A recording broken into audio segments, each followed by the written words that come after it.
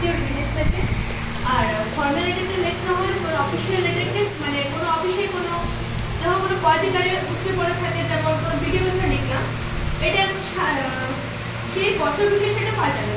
হয়তো 2020 সালে যে ভিডিও ছিল আজ সেই ভিডিও থাকবে না, তাই সেই চিঠি লেখার ধরন আর এই চিঠি লেখার ধরন আলাদা রকম। এটা হচ্ছে পরিচিতি, যেটাকে আমরা ইনফরমেটিভের মধ্যে রাখবো। এটাকে পার্সোনাল লেটারও বলা হয়। এই চিঠির ক্ষেত্রে ডান দিকে এখানে থাকবে বাঁ সাইডে মার্জিন, খাতার বাঁ সাইডে থাকবে মার্জিন, আর ডান দিকে একদম ঠিক ওপরে কোণায় ফার্স্টে থাকবে হেডিং।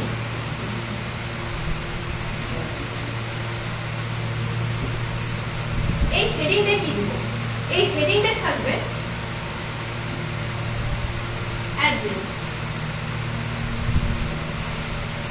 সেন্ডার বা যে চিঠিটা লিখছে, যে চিঠিটা পাঠাচ্ছে তার অ্যাড্রেসও থাকবে, আর নিচে থাকবে ডেট। খুব বড় অ্যাড্রেস লিখবো না, সামান্য ছোটভাবে লিখবো। হয়তো দিলাম আমরা ভিলেজ পোস্ট, কিংবা ডিস্ট্রিক্টে থাকবে, অবশ্য ডিস্ট্রিক্ট আর পিনটা থাকবে, তার সাথে পোস্ট অফিসটা থাকবে। আর ভিলেজে তুমি দিতেও পারো আর নাও দিতে পারো, কিন্তু আমার অ্যাড্রেস যেটা সবাই বুঝতে পারে, কারণ এই অ্যাড্রেসে তোমাকে রিসিভ করবে যে সে তোমাকে ওই অ্যাড্রেসে চিঠি পাঠাবে, কিংবা তোমার যদি চিঠি কোনো কারণে না পৌঁছায় তাহলে ওই অ্যাড্রেস থেকে তোমাকে পোস্ট অফিস থেকে চিঠি পাঠানো হবে। এরপরে একদম ওই লাইনটা থেকে ঠিক এক লাইন নিচে বাঁ সাইডের ঠিক ওপরে 2 নম্বরে হ্যাভ ইট গ্রিটিং।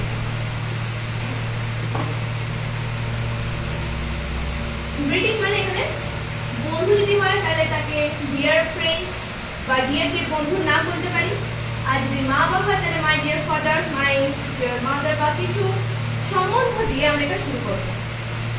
এটা হচ্ছে 2 নম্বর। 3 নম্বর, এর থেকে এক লাইন ছাড়বো, একদম এই মার্জিন থেকে 1 ইঞ্চি বা 2 ইঞ্চি ছেড়ে আমরা আমাদের মূল বডি পার্টটা স্টার্ট করবো। ফার্স্ট লাইনে কিছু ইন্ট্রোডাকশন থাকবে, যেমন হাউ আর ইউ, বা অনেকদিন পর তোমার চিঠি পেলাম সেটাকে ট্রান্সলেট করে যেমন লিখলে হয়, বা তুমি যে সম্পর্কে জানতে চাইছো সেটা লিখলে। এরপরে থাকবে তোমার মূল বিষয়বস্তু,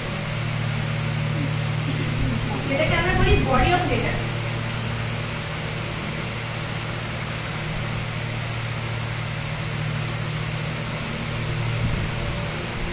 আরেকটা কথা, যে চিঠি ফার্স্টে শুরু হবে যখন, তখন 2 ইঞ্চি ছেড়ে আমরা লিখবো ফার্স্ট লাইনটা, আর যেখানে আমরা ডান দিকে যে ফাঁকা আছে একদম আরো লিখবো না, সেখানে একটা পেন্সিলের দাগ টানতে পারি, বা আমরা গ্যাপটা ছেড়ে দিব যাতে কোনো কারণে খাতার কাছে চলে যেন আমাদের সেন্টেন্সটা বুঝতে অসুবিধা না হয়।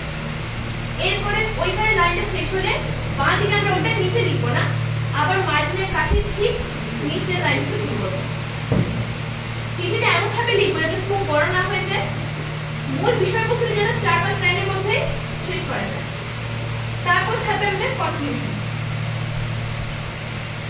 সামান্য একটুখানি প্যারা ছেড়ে দিয়ে শুরু করবো, যেখানে তুমি তোমার লিখতে পারো যে আমাদের খুব কাছে দেখা হতে পারছে, বা যেভাবে তুমি কনক্লুশনটা দিতে চাও সেটা লিখবে। লাস্ট তোমার চিঠিটা যেটা শেষ হলো তার থেকে 1 লাইন দূরে নিচে মিডিলে লিখতে পারো, বা সাইডে, মিডিলে কিংবা সাইড লিখতে পারে।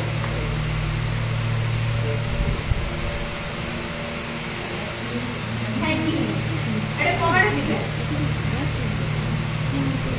এরপরে 6 নম্বর। 6 নম্বরটা হচ্ছে যে তুমি যেটা লিখলে চিঠিটা, এটা তুমি কাকে লিখলে সেটা তো বন্ধুকে লিখলে, বা তুমি যদি ডটার হয় তুমি তোমার মাকে বা বাবাকে লিখো তাহলে ইউর ডিয়ার ডটার, আর যদি তোমার মা বন্ধুকে লিখো তাহলে your loving friend, your best friend. এরকম কোনো একটা কিছু সম্বোধন দিয়ে নিচে নিজের সিগনেচারটা করতে হবে।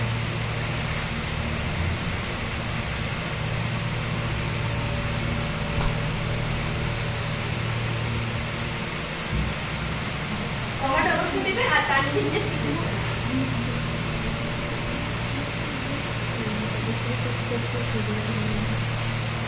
ওই গ্যাপটা থেকে 1 লাইন ছেড়ে বাঁ দিকে মার্জিনে ঠিক ফার্স্ট থেকে শুরু করবো, যাকে আমরা চিঠি পাঠাচ্ছি তার ঠিকানা। থাকবে। পোস্ট অফিস থেকে যেমন স্ট্যাম্প দেয়, কিন্তু পরীক্ষার সময় আমরা স্ট্যাম্প পাবো না, তাই এখানে স্ট্যাম্পের জায়গায় কোনো লেখার দরকার নেই। ডাইরেক্ট আমি এখানে অ্যাড্রেস লিখে দেবো। ফার্স্টে যাকে আমি চিঠি পাঠাচ্ছি, যদি বন্ধু হয় তো তার বন্ধুর নাম, যদি বাবা মা হয় তো তার নাম, যাকে পাঠাবো তার নাম এখানে লিখতে হবে। যদি তুমি তোমার বন্ধু পাচ্ছ তার বিষয়ে গাইডেন্স থাকবে, তাহলে কেয়ার অফ এখানে লিখতে পারো।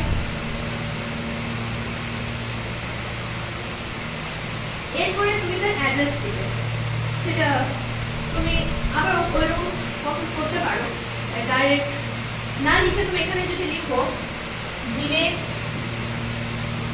অথবা টাউন, এরপর থাকবে থানা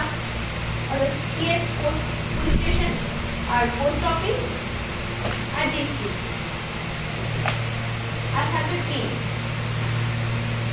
যদি ওয়েস্ট বেঙ্গলের মধ্যে হয় তাহলে এখানে ওয়েস্ট বেঙ্গল বা w.b না লিখলেও চলবে। আর যদি তোমার ওয়েস্ট বেঙ্গলের বাইরে হয় তাহলে তোমার কোন রাজ্যের মধ্যে পড়ছে সেটা তুমি এখানে নিজে উল্লেখ করে দেবে। যদি উত্তরপ্রদেশ হয় ফুল ফর্ম লিখতে পারো কিংবা ইউপি লিখতে পারো। আর যখন নিজের অ্যাড্রেসটা লিখবে সেটা যদি রাজ্যের মধ্যে, মানে আমাদের পশ্চিমবঙ্গ রাজ্যের মধ্যে হয়, যদি পশ্চিমবঙ্গ রাজ্যের মধ্যেই হয় তাহলে তোমার ওই রাজ্যে উল্লেখ করার কোনো প্রয়োজন নেই। কিন্তু যদি তোমার দুটো ভিন্ন রাজ্যের মধ্যে হয়, তোমার স্থানটা আলাদা আর তার বাসস্থানটা আলাদা, তাহলে তোমার অ্যাড্রেসের ওখানে তোমাকে রাজ্যটা লিখতে হবে, আর যাকে পাঠাচ্ছ তাকে রাজ্য